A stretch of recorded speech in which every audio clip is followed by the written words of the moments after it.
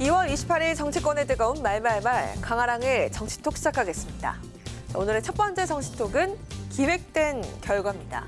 이재명 대표의 아슬아슬한 부결에 최소 31명 이탈이라는 이른바 당내 무더기 반란표를 두고 과연 조직적인 행동이었는지에 대한 의견이 분분합니다.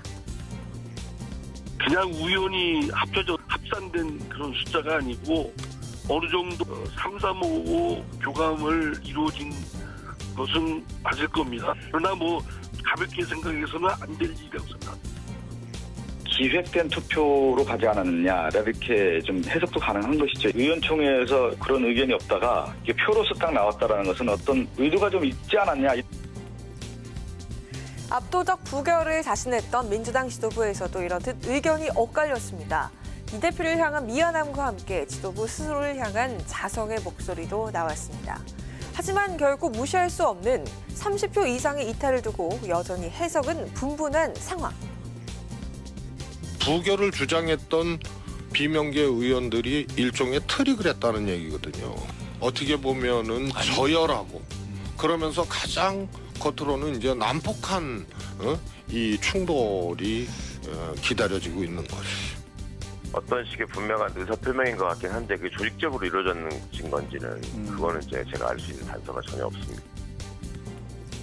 국민의힘은 부결 상황에 대해서 유감을 표하면서도 무더기 이탈표에 대해선 사실상의 정치적 사망 선고라면서 이 대표를 향한 공세 수위를 끌어올렸습니다. 반은 예상했고 또 반은 예상하지 못했던 민주당의 무더기 반란표. 총선을 1년여 앞두고 최대 위기를 맞은 민주당에 있어서 이번 이탈표는 과연 자충수가 될까요? 희망이 될까요? 이어서 두 번째 정치톡은 야설 작가 대 판타지 소설입니다.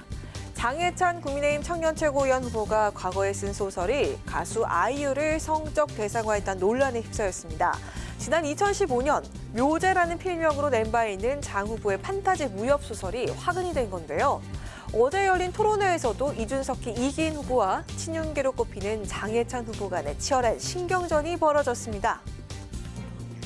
현존하는 연예인, 특히 아이유, 이지은 씨의 이름을 그대로 차용을 하고 키스를 했다, 쓰다듬었다라는 정말 변태적 습성이 담겨있는 글을 가지고 판타지 소설로 좀 빙자하고 있습니다. 성적 대상화, 이런 것들에 대해서 사과를 제대로 하고 청년재단 이사장이라든지 본인이 가지고 있는 기득권 내려놓으실 생각은 없으신지 좀 말씀을 듣고 싶고요.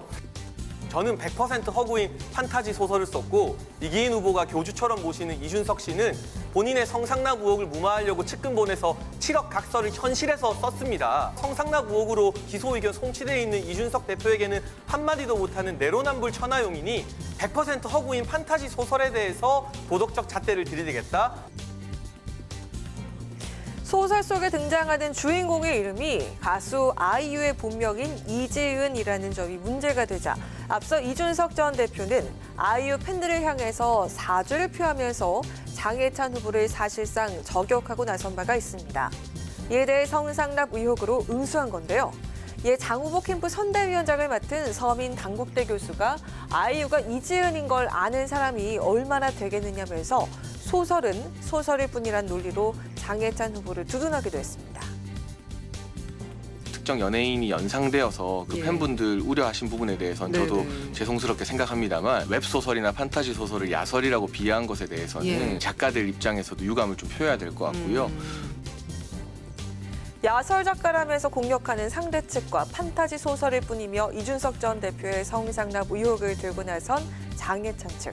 전당대회를 열흘 앞두고 투명해야 할 청년 정치인들의 경쟁이 네거티브 공방으로 전락하고 있는 건 아닌지 우려스럽습니다. 지금까지 강아랑의 정치톡이었습니다.